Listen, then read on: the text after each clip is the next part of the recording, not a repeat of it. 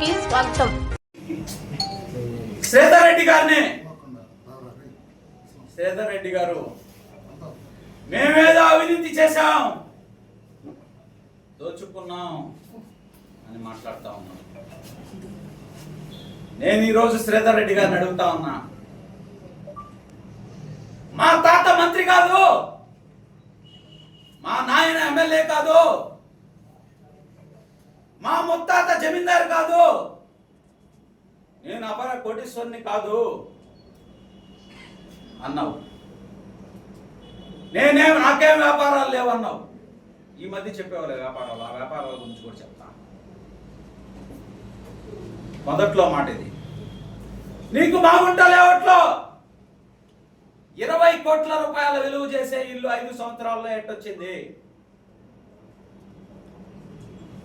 బెంగళూరులో 100 కోట్ల రూపాయల విలువ చేసే షాపింగ్ కాంప్లెక్స్ ఎట్లా వచ్చింది? హైదరాబాద్ లో 30 కోట్ల రూపాయల విలువ చేసే విల్లా ఎలా వచ్చింది? ఈ మధ్య చెప్పావు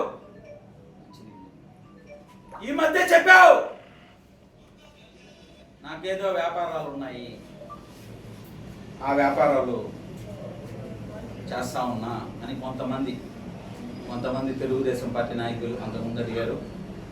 ఈ మధ్య కొంతమంది అడిగినప్పుడు దానికి నాకు వ్యాపారాలు ఉన్నాయి అని చెప్పి సమాధానం ఇచ్చారు.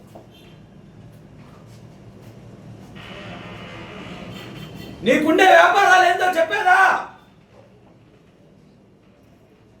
Pothan Pratap Reddy real estate don. ఆయన వెంచర్ వేస్తాడు. వెంచర్ వేసి ఎక్కడైతే ప్రభుత్వ భూములు ఉన్నాయో అక్కడ డాట్ పెడతాడు. దాని చుట్టుపక్కల ఆ డాట్ పెట్టిన కాడ ఒక 20 ఎకరాలు ఎవరిదో ఒకరిది కొంటారు. దాని చుట్టుపక్కల ఎన్నో ఎకరాలు భూములు ఉంటాయి. ఆ భూములు మొత్తం అధికారులతో కలిసి రూరల్ ఎమ్మెల్యే కోటమిరెడ్డి శ్రీధర్ రెడ్డి పోతన్ ప్రతాప్ రెడ్డికి అప్పచెప్తాడు. ఆయన దాన్ని 20 ఎకరాల లేఅవుట్, 60 ఎకరాల లేఅవుట్, 100 ఎకరాల లేఅవుట్ అని చెప్పి ఇరిగేషన్ కాలువలు, అటవీ భూములు, రెవెన్యూ స్థలాలు అన్ని కలిపేస్తాడు. కలిపి లేఅవుట్ వేస్తాడు. లేఅవుట్ వేసి వాటిల్ని బిజినెస్ చేస్తాడు. ఇదే నీ వ్యాపారం శ్రీధర్ రెడ్డి, ఇదే నీ వ్యాపారం. నీ వ్యాపార రహస్యం ఇది. అక్రమంగా రెవెన్యూ భూములు, అక్రమంగా ఇరిగేషన్ భూములు, అక్రమంగా దేవాదాయ శాఖ భూములు, అక్రమంగా మున్సిపల్ భూములు పోతన్ ప్రతాప్ రెడ్డికి అప్పచెప్పి 100 ఎకరాల్లో లేఅవుట్లలో దోచుకునేదే నీ వ్యాపారం అని చెప్తా ఉన్నా. నీ తమ్ముడు గిరిధర్ రెడ్డి ఒక బిల్డర్ ఉన్నాడు.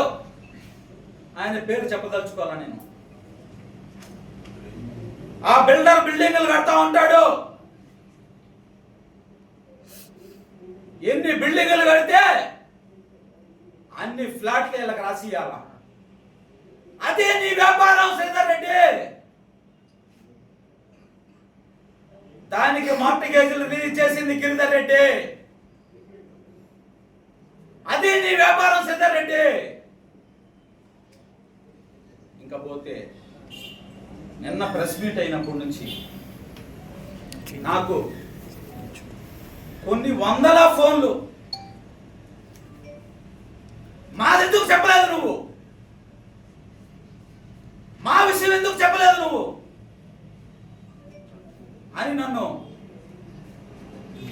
ఆక్రోశంతో వందల మంది నెల్లూరు నగర ప్రజలు, నెల్లూరు జిల్లా ప్రజలు, ఎంతో మంది విఘ్నులు, అమాయకులు కూడా కాదు పాపం, శ్రీధర్రెడ్డి బాధితులు ఫోన్ల మీద ఫోన్లు చేస్తాం.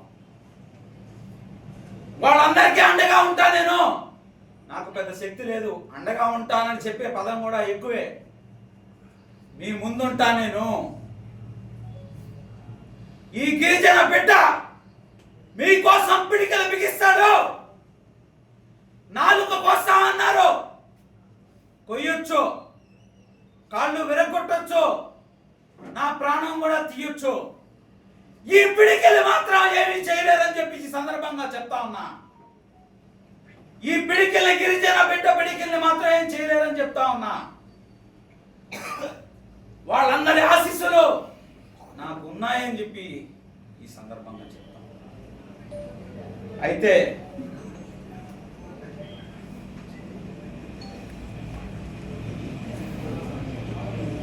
ఈ సందర్భంగా ఇంకొక విషయం చెప్తాను. మాకేదో భిక్ష పెట్టారు, రాజకీయ భిక్ష పెట్టారు అని మాట్లాడారు. వాస్తవం, నేను ఎక్కడా ఎప్పుడు కాదనలా.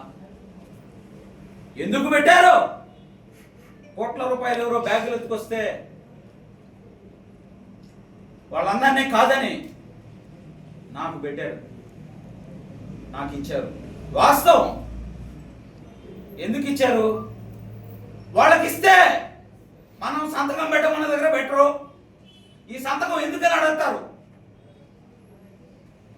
ఈ సంతకం నేను పెట్టంటారు. వీడైతే మన కాళ్ళ దగ్గర పడుంటారు. వాస్తవం కాదా అని అడుగుతా ఉన్నా. నీ కుటుంబ విషయాలు మాట్లాడకూడదు అని మాట్లాడేవు. ప్రెస్ మీట్ పెట్టినప్పుడు నా కుటుంబ విషయాలు మాట్లాడేవు. ఈ గిరిజన బిడ్డనే నా తల్లి.